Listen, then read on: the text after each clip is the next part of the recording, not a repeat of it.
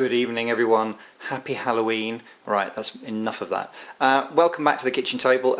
Yet again, I'm sorry about this, it's getting a bit machine gun like, isn't it, all these updates, but we've had some more news, so I'm going to deal with two in one rather than stretching it out over two.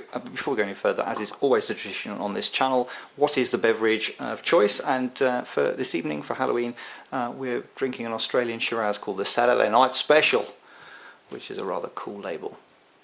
So there we go. Happy Halloween. Cheers. So, two bits of news today. Number one, DJI have released an updated assistant. Funnily enough, after the interesting escapade with the battery.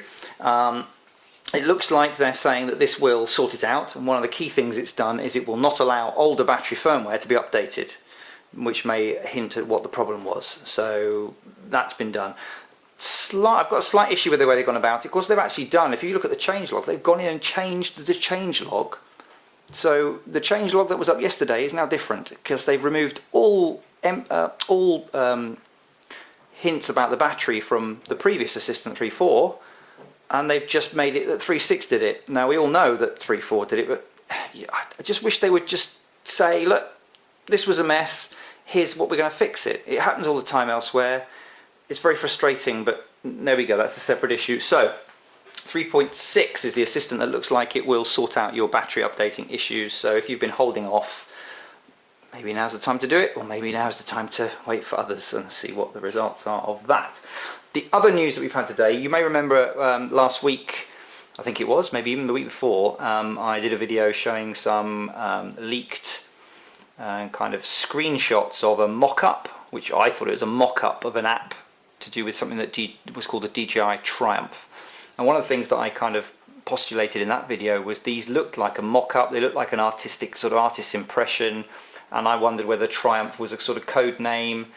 It turns out that it was, because thanks to phantompilots.com user Lil Phantom, who's been doing some sleuthing around the FCC website.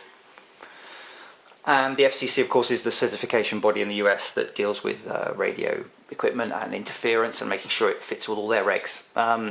They have publicly accessible part of their website where they list all applications that have come in and so on and so forth. And he's found something from DJI, something for a new product coming soon called the Inspire 1.